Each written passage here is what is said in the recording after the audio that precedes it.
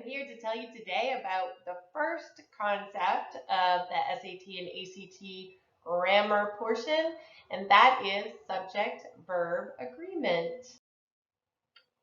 The subject and verb of a sentence must agree in number. For instance, Susan talks. Susan is the subject, talks is the predicate or the verb. If the subject is singular, Susan is singular, and the verb must be singular, or the predicate must be singular, talks is singular. It is incorrect to say Susan talk, because Susan is singular and talk is plural. It is correct, as you saw before, to say Susan talks. Susan singular, talks singular. If the subject is plural, the verb must be plural. It is incorrect to say Susan and Emily, which is a plural subject, talks, because talks is singular. You have to say Susan and Emily talk. This is the easiest part of subject-verb agreement questions. Going on to more difficult ones, you will see that you need to isolate the subject and the predicate. You need to cross out any superfluous or unnecessary phrases, things that are set off by commas, for example. It is incorrect to say the proctor, as well as the students, were overcome by the tedious ticking of the timer and fell asleep, because proctor is singular, but the verb or the predicate in this sentence, were, is plural. So the correct way to put this is the proctor, as well as the students, was overcome by the tedious ticking of the timer and fell asleep. This sounds very awkward and incorrect. However, it is very correct. Proctor is singular and was is singular.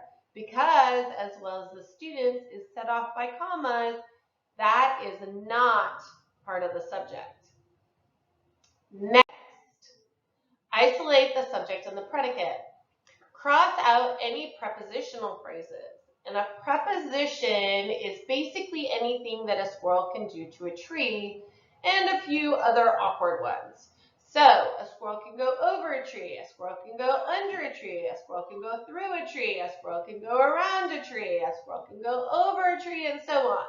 There are other prepositions that don't follow that logic, but most of them do come into play when you think about what a squirrel can do to a tree.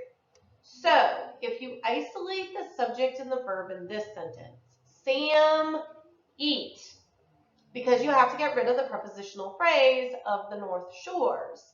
So it has to be Sam eats, as you can see in the second one. Sam of the North Shores eats spaghetti, because you have set off Sam, which is, or you've isolated Sam, the subject, and you've isolated eat, which is the predicate. You will see that they do not match, and that in this type of a question on the SAT, it has to be Sam eats. Singular subjects are an interesting beast. It's not so much that they're just singular random subjects like Susan or Miss McMaster or something like that. Instead, I'm talking about pronouns.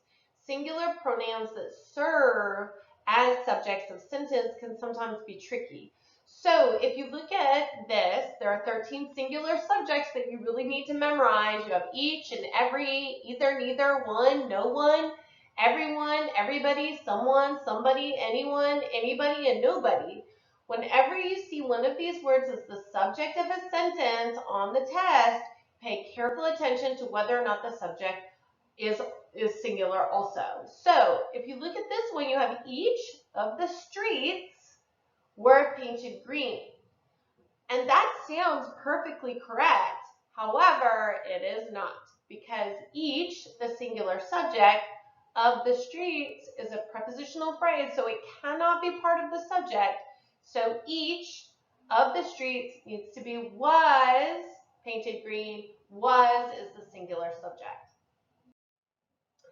The last one, the last tricky part of the first grammar concept for SAT and ACT grammar is you need to be aware of the inverted subject. Simply put, look to see if the predicate comes before the noun. It is incorrect to say there was 25 people at the party because people is the subject even though it comes after was.